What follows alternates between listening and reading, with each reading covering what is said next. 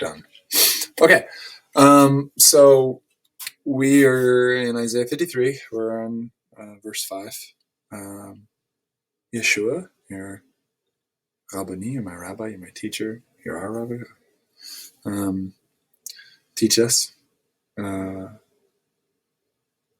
Give us insight into your word. Thank you for the great mystery that's in Isaiah. Thank you for how deep Isaiah is. Thank you for how you really did come to fulfill the Torah and the Nevi'im, the Torah and the prophets. And it's so deep.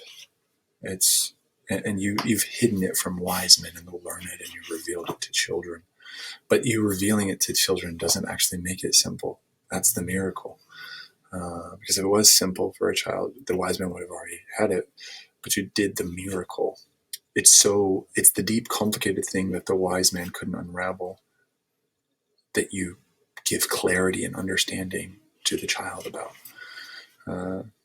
I just pray this would be effective, and I love you and I thank you. I wish I could say things so much better. I wish I knew your word better. I wish I knew you better, but I just give you thanks and bless this time, Yeshua. So we have Isaiah 53:5. Okay. Vehu mecholal mipashainu. Okay, this is really dark. The question, who was he struck by? Because obviously he had the shit beaten out of him. He was mistreated harshly. He was hurt. I mean, covered in wound. And according to Isaiah 52 and according to other passages in Isaiah and according to the Gospels, okay, but before we get to the Gospels in Isaiah, naked. Okay, Isaiah 52:10 would say strip naked or laid bare. It's a hint of it in 53:1. To whom has the arm of Yahweh been made naked, made plain, revealed? This is a dark play on words. He is naked. It's naked. It's shameful. Mm-hmm. And so here's this guy. Before I get to that, I jumped the gun here. I jumped ahead. We've got this idea of someone who's just beaten and covered in lesions and torn apart. Okay, let's stick to that. We have verse 3, the idea of, okay, now that we're evaluating him or judging him, it's God did this to him. See, he's rejected. He's, whatever. God's the one who caused him to have these wounds. God's the one who gave him these pains and made him sick. And the verse 5, the speaker differentiates himself from the us. So you have the speaker saying things like, our message, who has believed our message. So the word our can be multi-layered. So you can have, let's look at that for a second. Our message, right? So some smaller group of messengers, but then you have the idea of we evaluated him, right? And we didn't covet him from verse 2, right? These ideas. This would be, and let's do that this way. We'll draw it that way. This would be Israel, okay? And he can hop back and forth, right? So what he can do is the speaker is in both of these categories of our. Mm-hmm.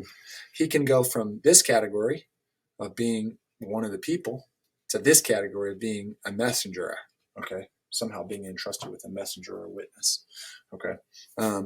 And so he does both. When he opens 53, he talks about the message as a messenger. By the time we get to verse 4, it says we assume him this way. He's speaking as one of the people, Israel, okay? But then in verse 5, he maintains that he's one of the people and maintains his culpability, but he's calling out his own people. And he does it this way. So, granted, he was sick.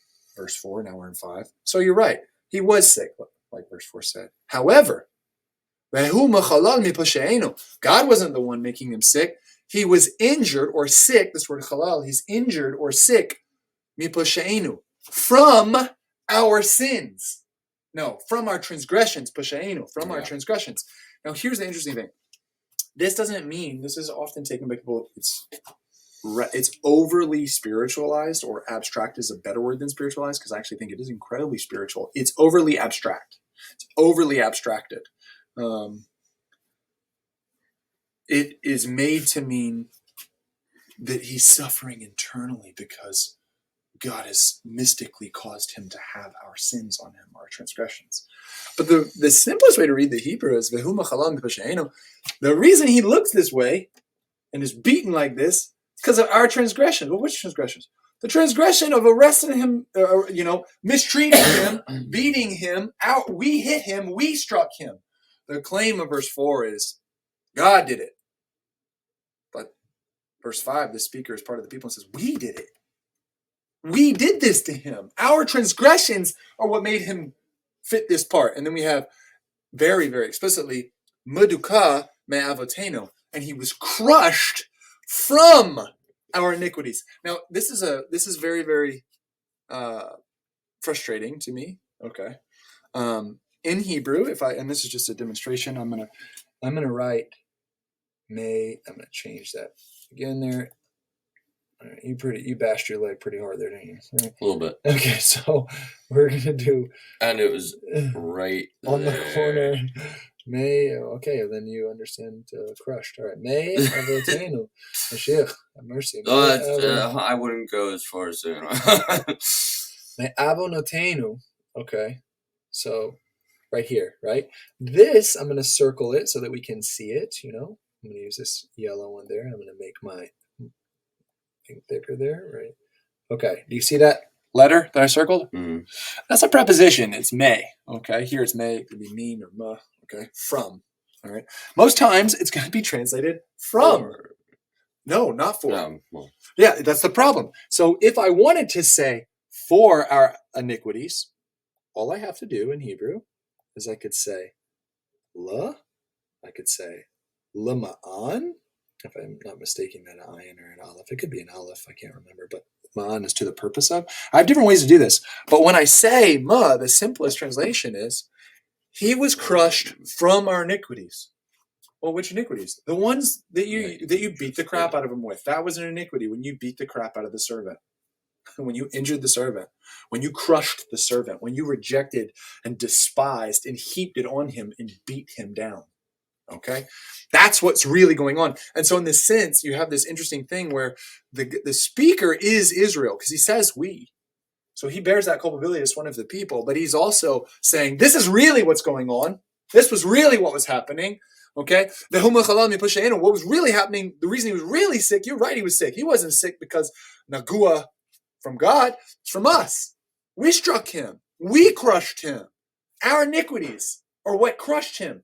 Not abstractly like, oh, the weight of all the iniquities spiritually is crushing me. No! Pulling out the beard. Yeah, literally, we have in Isaiah a few chapters before, they pulled his beard out. They spit on his face. This is an ancient prophecy. That someone's going to have their beard ripped out and spit put on their face. It's the servant. Okay? That's what crushed him.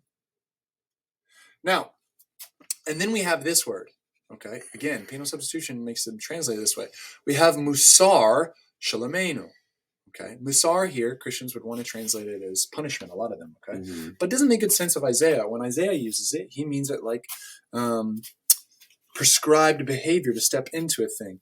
It's like training, but it's rigorous training. It's conditioning. Okay? This kind of thing. It's like, yeah. An easy way to translate it is discipline. It's discipline. Now, we have the word discipline like corporal punishment, something like this.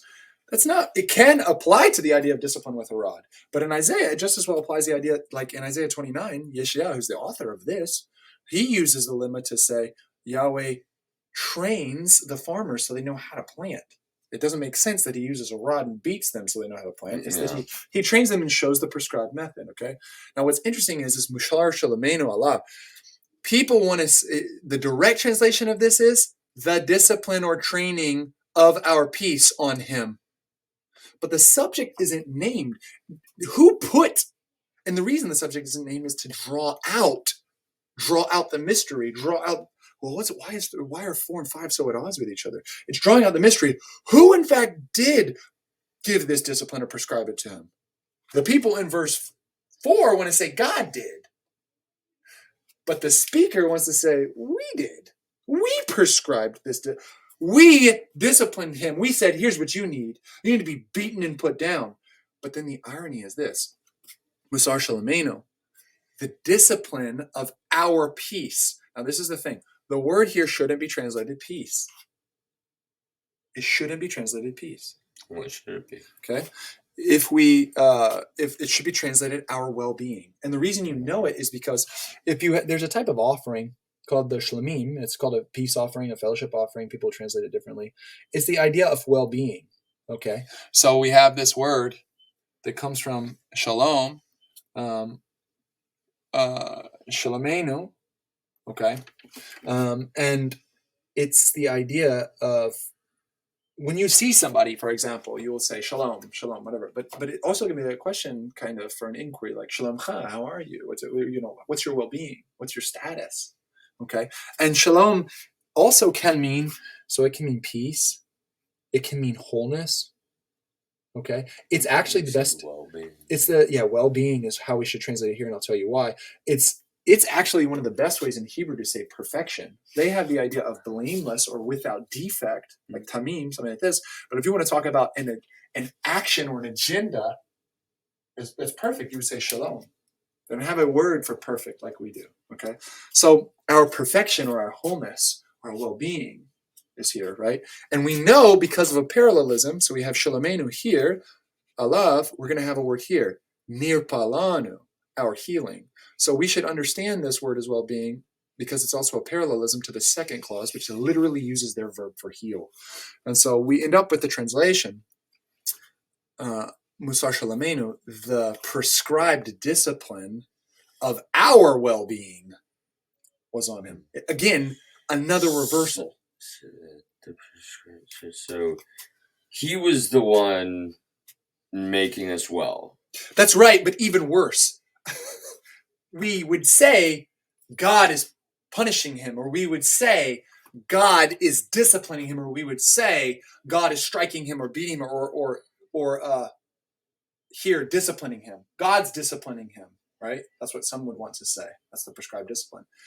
Another way to say it is, as God's representatives, we prescribed him this discipline, would be one way to think of it. But somehow the discipline that was put on him, okay, his discipline, the discipline he was being disciplined with, led to our well-being. It would be like, I'm going to beat you to make him better. Or I'm going to give you medicine to make him better. Yeah, because or even weirder, I'm going to beat you and then I get better. There you go. But you're the problem. I'm not sick. Okay, that's the thing. Is like, if I beat you to make me better, but I'm not sick. You're sick. That's why I'm beating you. But I'm beating you and I'm getting healed. By me beating you, I'm being healed. This is bizarre, and that's it. But that's par for the course because each verse is about weird reversals to begin with. So it's in keeping with the argument of 53. It's a consistent reading. So we have Musar Shalamenu Alav. Okay, the discipline of our peace was on him. Okay, and just to make it clear that the discipline is actually hitting or beating. Physical, literal. Okay, uva chavurato, which is bruises or stripes. His body marks. He's literally covered in bruises and stripes. He's covered. Uva chavurato, and in his stripes. This is a process. See, by having the word in, or the preposition in, va. Okay, v'chavurato. Okay, it means in the sense of through the means of, or an instrument, through the instrument of his stripes. It's as though the stripes are the instrument, and it's actually through the instrument of his stripes. Near Palano, we're healed. It's like, what? This is a bizarre exchange, and to be sure, an exchange is taking place. It is a substitution, but it's not happening from Yahweh punishing him. Yeah, it's happening from us, or them punishing him. That's right. That they get healed. That's right. And part of the thing is they don't realize they're constructing an Asham. Remember, we talked about that. That's why you have this wild visual display. It's very visual. And it's a spectacle. Okay. And so what we end up is like, you have this, there's it's basically like, no matter how hard you try, God's going to win. No matter what, even with what you do, like, I'm going to use your choices and I'm going to make atonement for all cheat, of you. lie, steal. He's still going to win. Beat, lie, misrepresent, do all that, and I'll work that into this goal, and the people are at odds with God in this psalm. Okay. The servants representing God and the people are at odds with the servant and at odds with God. Okay, which is going to really matter in verse 10 because essentially Yahweh's silent until verse 10. We don't know what Yahweh thinks about the servant until verse 10. Until we get to verse 10. And so, in fact, he was sick, but he was sick from our, yeah, a good way to translate is but he was sick from our transgressions, or injured, or caused to be injured. Being injured is probably a way, becoming sick to the point of death. By the way, just so you know, the word, they're using that ambiguity because of leprosy, but halal can mean injury. An example is when there is an example in the Tanakh when someone falls out of a window, they end up being sick, which is injured, and they die. Okay, it doesn't mean that they got like the cold after they fell out of the window. They're injured. The lemma has enough flexibility. It can mean somebody with a pathogen or somebody who broke their head. Okay, so He wouldn't break my head. exactly. So vehu machala mipasheno, and then we have this word meduka, crush from our iniquities. Again, this is helpful because one of the clearest, the way you're supposed to read this is you're gonna have to hold on to this phrase, because when you get the phrase meduka, crushed, the crushed ones, the ones who are being crushed are the poor in Isaiah. Okay. The poor, the ones who are mistreated, the widow, the orphan, the poor. We see that in Isaiah 2 and 3. They're crushed. We know we're supposed to hold this in our view, because in Isaiah 57, Yahweh will say, Yahweh says, I'm in two places at once. I dwell on, and then he uses our words for the servant. And I dwell and on the high and the lifted up and the lofty, and I dwell with the lowly, the crushed, and the depressed in spirit, to heal them. And so the idea is there is a unique way we are invited to see how is Yahweh uniquely at work through the servant. How is Yahweh working through the servant as he's crushed, because he's with the crushed one? Okay. It doesn't leave him, won't forsake the crushed one, but near him with the humiliated one. And verse 10 will help us to see that. But that's kind of where we are. And then we have crushed from our iniquities, from what we did, our willful sins. Again, iniquity is willful sins, willful cover-ups, perversity. This would probably be laid at the feet of the religious leaders. And you're gonna see a hint of that in 9 with where they bury him. Oh, The yep. ones who judge him. I've listened. Yeah. Ahead. So it's like the ones who judge him, at the very least, these are the same ones who are judging him publicly, saying he was struck by God. These same ones, it's their willful sins. The word iniquity is, there is a lot of, there's probably, well, we now apply it to the New Covenant. There's a lot of confusion about, certainly there's a lot of confusion going on with Yeshua. He's adding to the confusion, and we're going to see because of verse 7, because he's not helping them by talking. He's going to be silent like a lamb. So it's not helping at all. Yeah. And He's just standing back. well, part of what he's doing is he's awaiting judgment. And the irony is he gets tossed around from human to all this, and he's still awaiting judgment.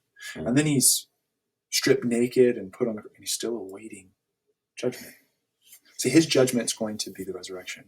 His judgment is going to be verse 10 and 11 of this, verses 10, 11, and 12. And he's waiting on the real king of Israel to give the judgment, the Father. Okay. So, and we have Me'avatenu, Musar Shalamenu, Alav, the discipline of our well-being was on him. And in his stripes, we are made well. We're healed. He is this powerful visual spectacle, this exchange, this transfer. He's Misham. Are there any questions? Can't wait to keep going. Okay. Awesome. Okay.